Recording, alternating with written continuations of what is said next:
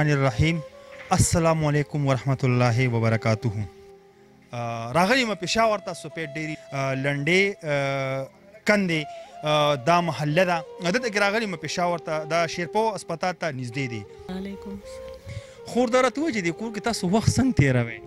نو بس د ناکام نه تېرو نو څوک بس کچه کارونه دي دا هم کله وي کله نیو دا نشې کوي ټوله څوک هم د بدې ورځې نه پکې ټایم تېروم. زموږ خپل مین د دین غریبان دي چې را سره لاس اندازي کړي زموږ هم غریبان دي. خور دا راته ووایه چې دا کوم منډو را پرېوتی دی که نه نو تاسو به دلته کې وده کېدلې؟ هغه دلته کله بار کله دننه بس په منډو را منډو کې ټایم تېر شو. او دننه کمرې راساس او دا هم را بیږي اوبه دا تېر باران چې و دا هم اوبه ولاړې ده او سهار چې و زما پکې ډېره بده ورځ ده. بس چترۍ مې لاس کې نیولي له هم داسې کله بار کله دننه خپې مې معذورې دا ګرځېدې هم د شوه خپولم.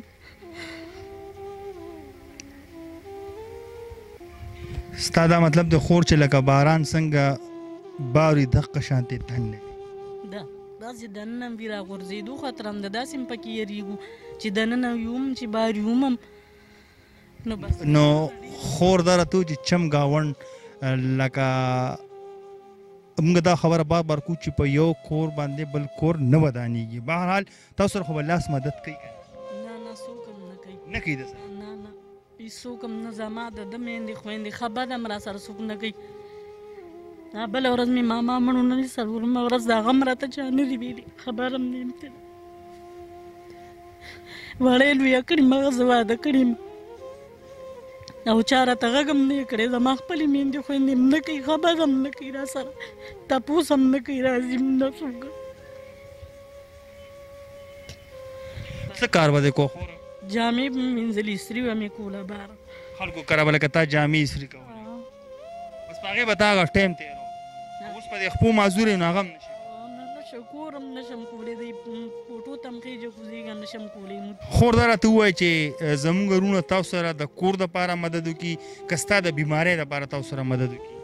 بس چې دا کور راله ټیکي دا راته ډېره مسله ده بیمارۍ مې هم ډېره مسله ده خو دا د کور مې بیمارۍ د پروا نشته خدای چې کور راته ټیک شي چې دا راباندې راسم دا راغورځېږي بس د راغورځېدو دا شاته کوټونه مو به راځي د دیوالونو کې دا د لارې نه هم راځي دا د زیم ورځي دې کوټو ته دا ډېر دغه دی بس چې دا سم شي بس نور خیر دی. خو ګرانو کتونکو د دې کور حالت تاسو په خپله باندې وکتو چې ډېر زیات بېګړاو دی دا خور چې څنګه خبرې تاسو په خپله باندې واورېدې زما دوباره وینا ته ضرورت نشته خو صرف دا درته وایم چې د دې کورنۍ سره خامخا څه نه څه هیلپ وکړئ.